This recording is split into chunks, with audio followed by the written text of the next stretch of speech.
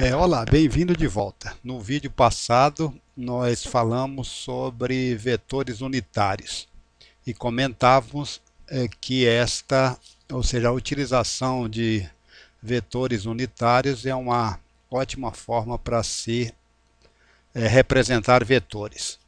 Ficou um ponto que eu acredito seja importante que nós devamos comentar antes de seguir adiante, que é o que vem a ser as unidades, o que vem a ser as unidades do vetor, dos vetores unitários I e J que nós comentamos no vídeo passado. Então, se nós tivermos aqui dois eixos ortogonais, ou seja, dois eixos perpendiculares, na realidade nós poderíamos começar falando aqui sobre esse vetor. Olha, nós temos aqui, pegar a cor original dele, temos aqui esse vetor V, esse que aqui está representado aqui, ó, esse.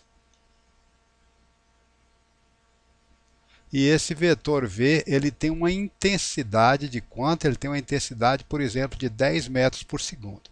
E vamos supor que ele forme com um eixo horizontal, que pode ser esse eixo aqui, ó, esse eixo X, que ele forme com o eixo horizontal esse ângulo de 30 graus. Então, tanto a intensidade dele está definida, ou seja, ele tem uma intensidade de 10 metros por segundo, como a sua direção forma um ângulo de 30 graus com o eixo horizontal X. Esse eixo perpendicular poderia ser o eixo Y.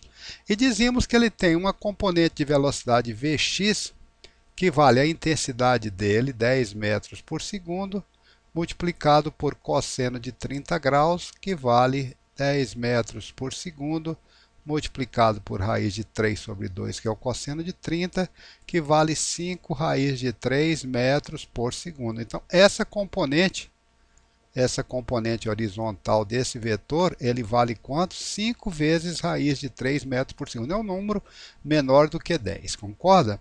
E nós dizíamos que se nós pegarmos aqui um vetor unitário, ou seja, o que é um vetor unitário em cima do eixo X? É um vetor que tinha origem aqui em zero.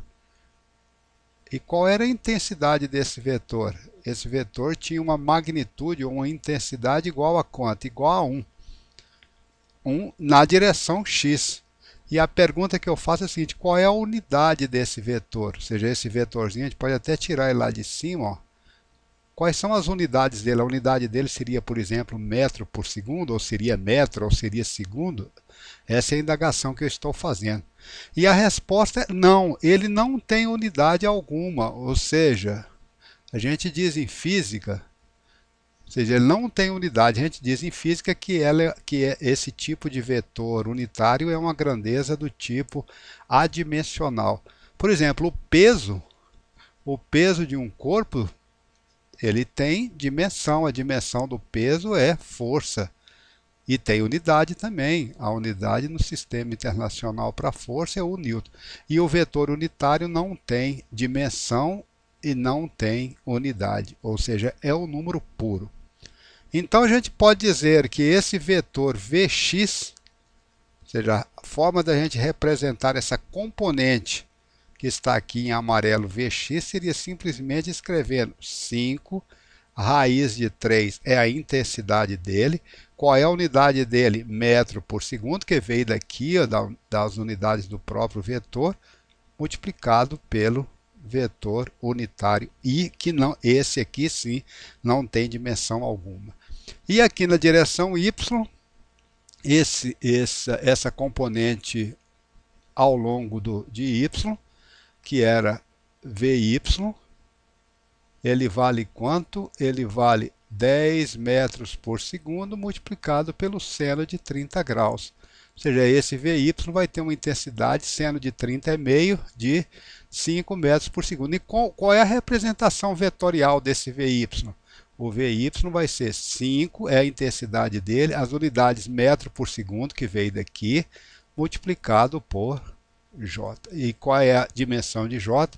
Ou quais são as unidades de J? Nenhuma. J, nem I nem J tem unidades nem dimensões. Bem, continuando a questão de representação de vetores utilizando vetores unitários. Nós vamos agora apresentar aqui um exemplo. Agora, sem se preocupar se A e B, no nosso caso aqui, agora representam um vetor velocidade, vetor força, seja lá o que for, nós estamos dizendo simplesmente que o vetor A é um vetor que tem ao longo do eixo x uma intensidade de 3 unidades negativas, ou seja, está aqui, ó, menos 1, menos 2, menos 3. Então ele tem quanto? Menos 3i. E ao longo de y ele tem 2 unidades positivas. Então está aqui 1, 2. Então ele tem esse valor, ó, 2j.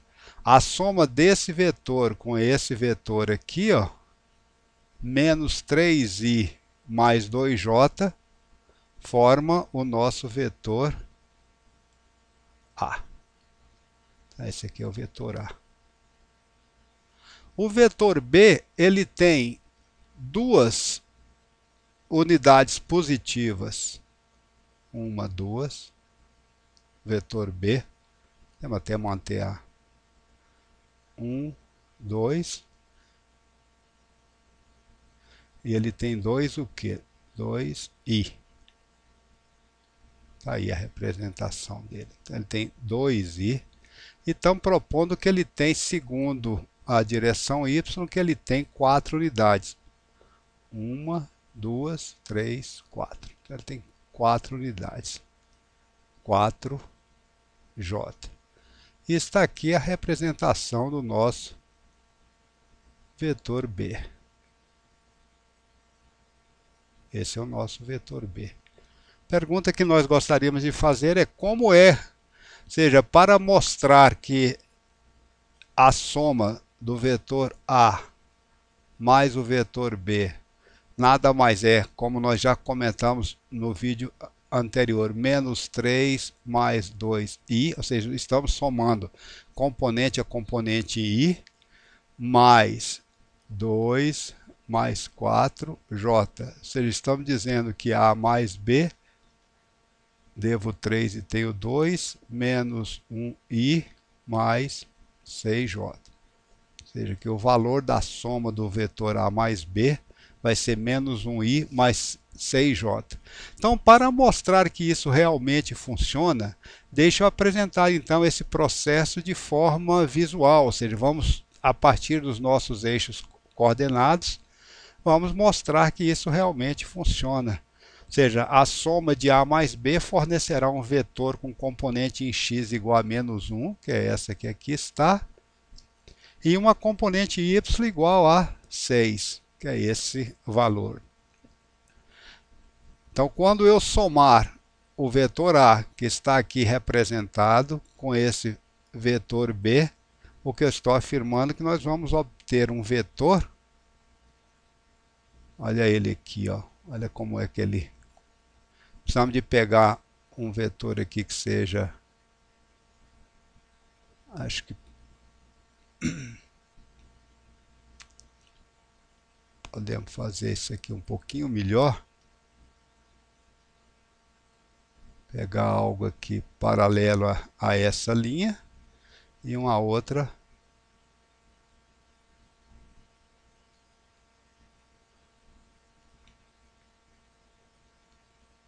Então, vamos pegar um aqui que seja paralela e outra que seja essa.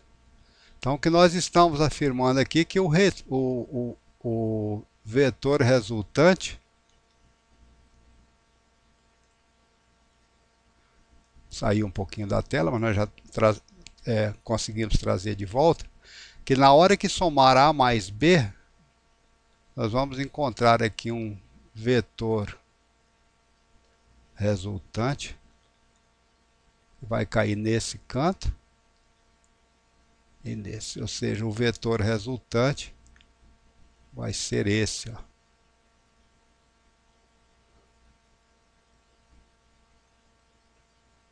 Que tem coordenadas igual a quanto? Coordenada em x igual a menos 1, que é esse valor, e a coordenada y igual a 1, 2, 3, 4, 5, 6.